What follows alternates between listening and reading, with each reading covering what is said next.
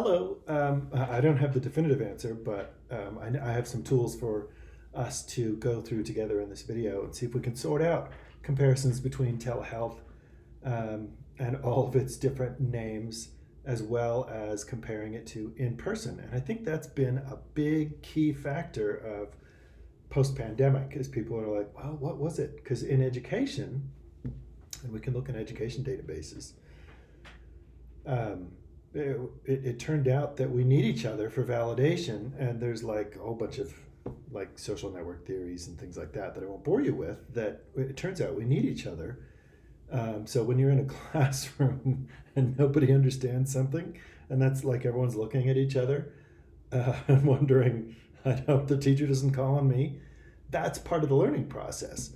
And that was missing during the Zoom session. So how do we approach this? So I propose, maybe I should write this down. I propose that we look through traditional like psychology, um, but also education, also communication, and then finally we'll look through something that ranks all of those by number of citations and impact. And I apologize if I cough. I've picked up a sore throat, um, and I'm sounding rugged. So first of all, telehealth or telemedicine seems to be the convention, but if you dip into other industries, they might analyze it in different ways. So, for example, if we go to education, they're not going to say telehealth, they're going to say online learning. So, I think you can safely look at other contexts. So, but let's start with psychology. And let me show you some ideas for the comparison. So, PsycInfo from the APA. I've already done my authentication.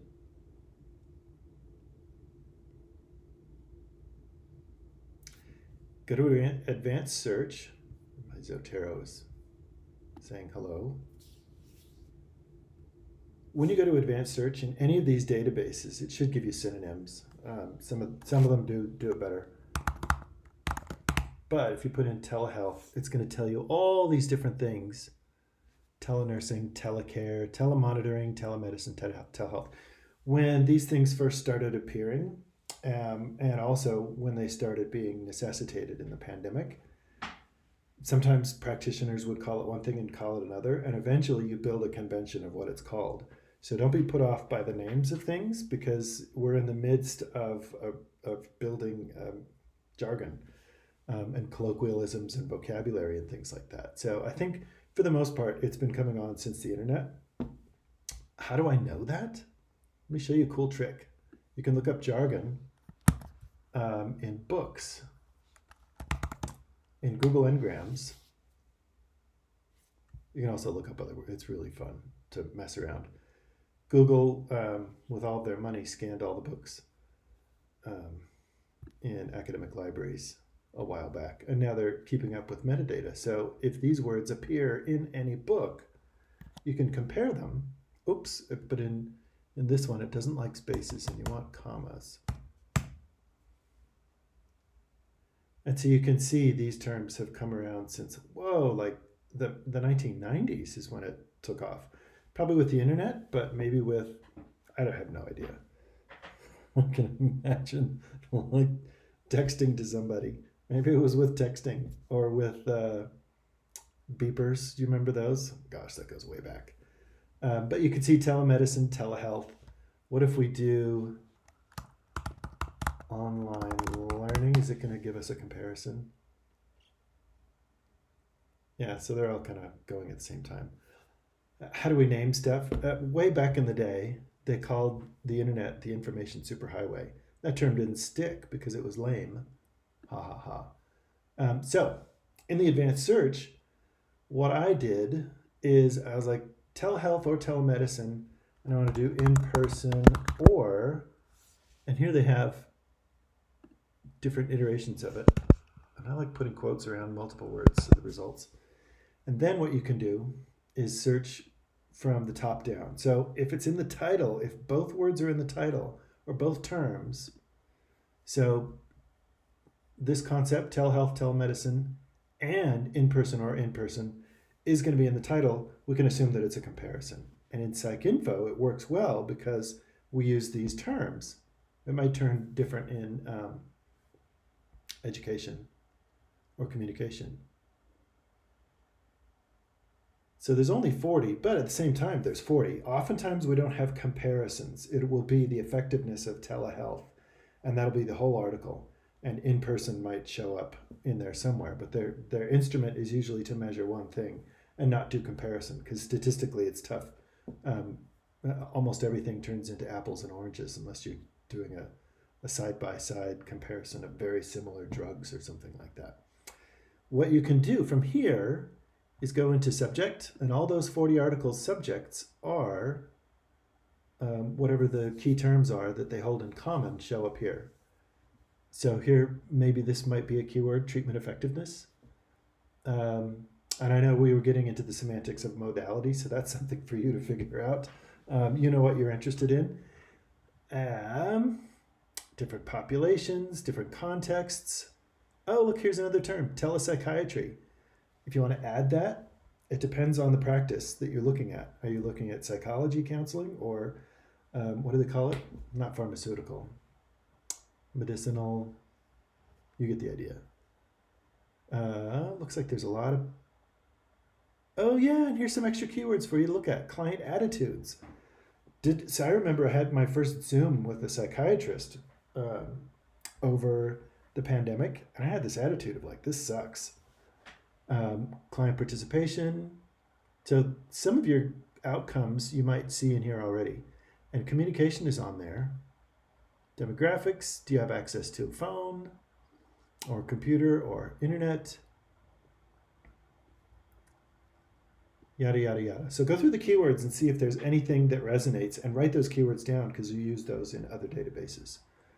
For example, what was that one? Client attitudes. Let's go back and do our search again.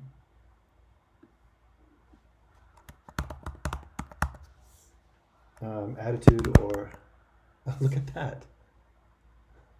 Attitude or attitudes. Okay, so we're omitting the in-person, but if we're looking at attitudes, in-person has like a long precedence. So maybe we can look and see if they're talking about that in kind of like this. Everyone knows about it. It's in the background of everything we're talking about. Yeah. So there's marketing, consumer attitudes. So these are some of the ways that I would, it's kind of like looking under rocks at this point because we're still in the midst of all of this research. Use of and attitudes to telehealth. Ding, ding, ding. And even though it might not be the medical or psychological discipline you're interested in, it's a population of, and it's a therapy, and you can use it as a comparison. Look at that, attitudes. You get a lot of attitude, rural care patients or HIV. Yeah. Ooh, clinician telehealth attitudes. This paper writes itself.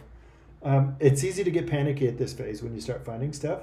Send yourself articles and write a note on each article, like what mattered. How you can do that in this database anyway,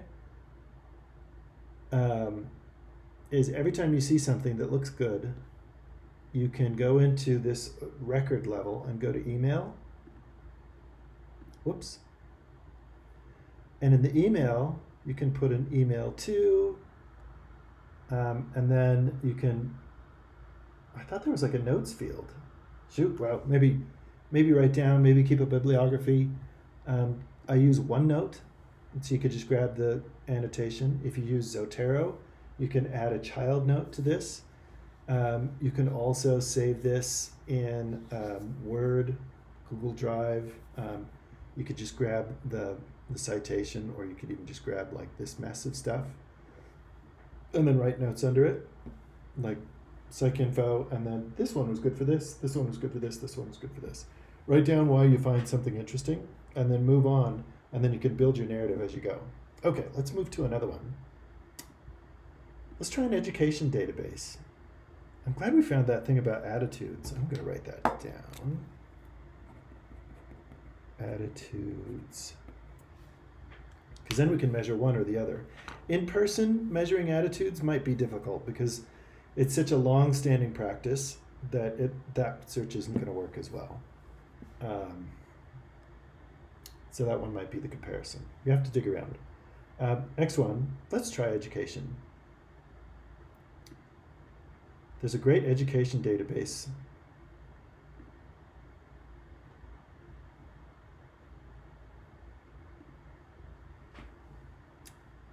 But let's see what they call it. Do they call it Zoom? Do they call it online? It's the same interface. It's EBSCO. It's just instead of psychology journals, it's education journals. So they're not going to use telemedicine or telehealth. Let's do online. Hey, the jargon shows up already. Online learning or e-learning, that's right. It was supposed to be this miracle that would save us all money and we would all just have a great time. And I had students come out of the pandemic that said, I will never take an online class again. Look at that, remote or virtual. It just keeps on going. We'll start with this one. And let's see if we can do that in person.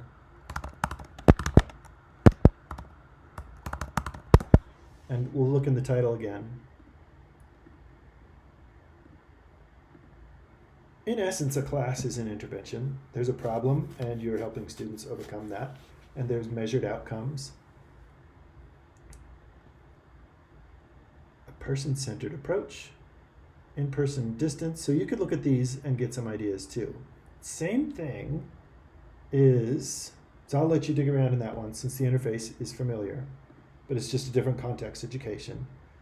Let's try one last one before we go to the citations. Communication, another EBSCO database. Try this one, Communication and Mass Media Complete.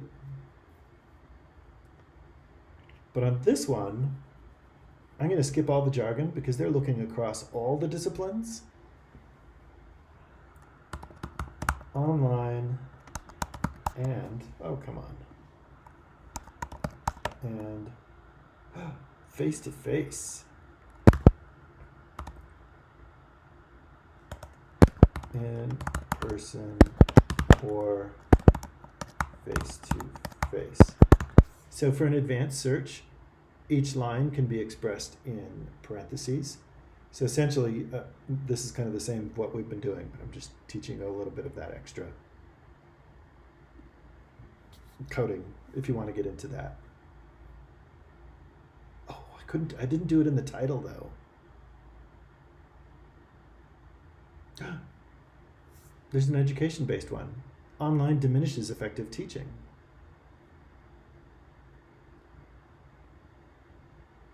But on this one, let's go to subject. And let's see if they give us some more fundamental things than practice. Let's see if we can find some theory. Oh, blended learning. Is there some such thing called blended counseling? VR. Oh, there's telemedicine. Research methodology? That might be a good one. Let's see what's in that one. Self-disclosure, data analysis, decision-making.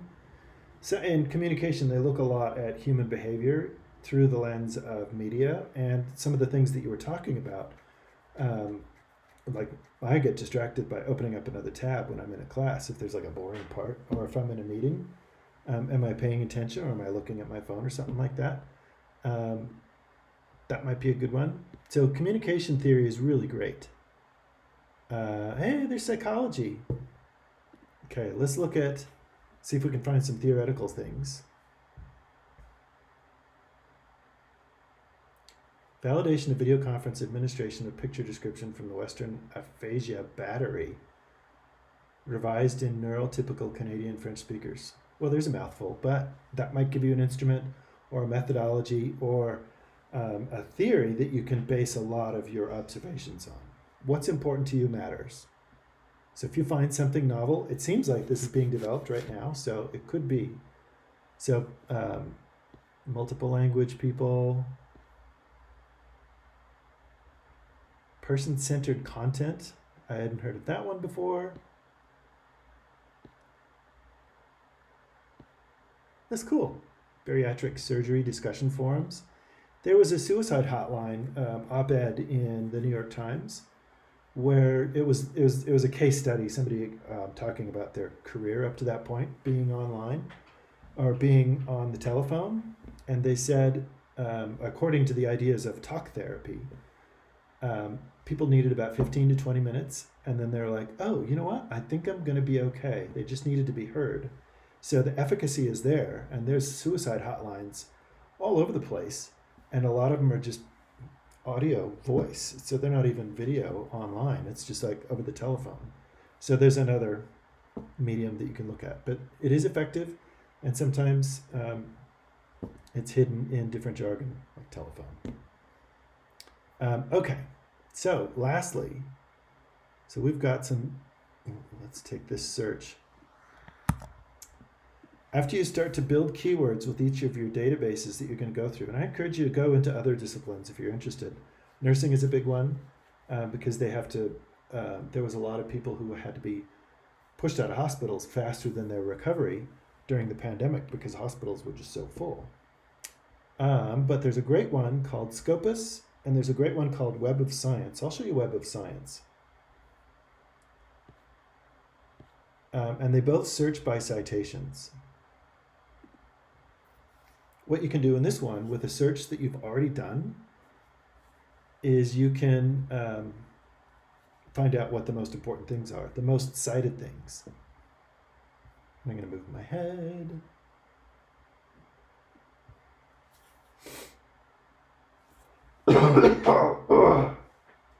Goodness gracious. Excuse me. So on this one, you got to add your own rows. But I'm going to do a capture of everything. Telehealth or telemedicine or I don't know. Oh, maybe it's teletherapy.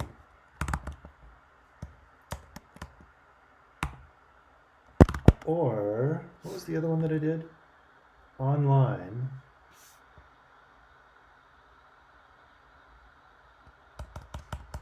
Oh, or e-learning. Okay, let's go with just that one. And then on this one, it was in person or in person. Or, what were the other ones? Oh, face-to-face. In library land, they call it contact hours, where you're physically in a space. But I'm not going to put that in here because I haven't seen that keyword yet. Okay, so we have all of these. And let's look, in this time, instead of looking in the title, let's look in the title. So psychology, communication, and those are going to be in here. But this is also, we can take out this one. This is also all the other disciplines. So medicine, STEM. Oh, 372. That's not bad. Oh, look at that. Excuse me. Telemedicine and face-to-face. It looks like in medicine, face-to-face was an important thing. So in this database, we'll see things that we've already seen before. But on this one, we can go down to citations, highest first. This is a way of sorting it. So you could sort by date newest, or you could sort by, let's see, what are some of the other ones? Usage. You could sort by first author name. But if we sort by citations, highest first, what that means is in the keywords that we put in, the most important articles are the ones that got cited the most. So this article that was published in 2010, online or face-to-face, student experiences and preferences in e-learning, has nothing to do with psychology, but it's still related to the medium. This was so important that it's been cited 208 times. If you wanted to, you could say, well, what's happened since the pandemic? I want to know. Look at that, 2022. So since the pandemic, We'll skip 2019. Let's just say pandemic and post-pandemic. And it's still sorted by number of times cited, where we had like a critical mass analysis of entire cultures. Reduced in-person and increased oh yeah, it's just like statistics. Experiences of nursing students in education. CBT for eating disorders. Ooh, that's really cool. This is how I would do it. Oh, for these, by the way, if you want to get an article off of these, there's never full text in Web of Science. You always have to find this Find It, Get It button, which is hiding somewhere. Oh,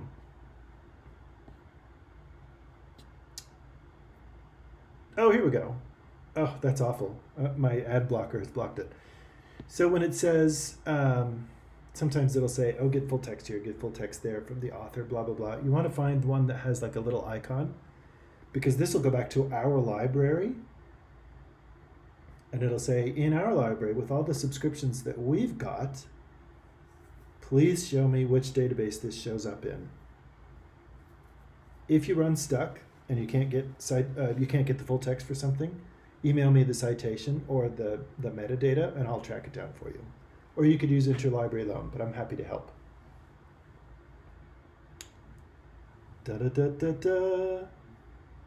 Oh, this one is free text. So you click on these and hope for the best. If you can't get it, email me.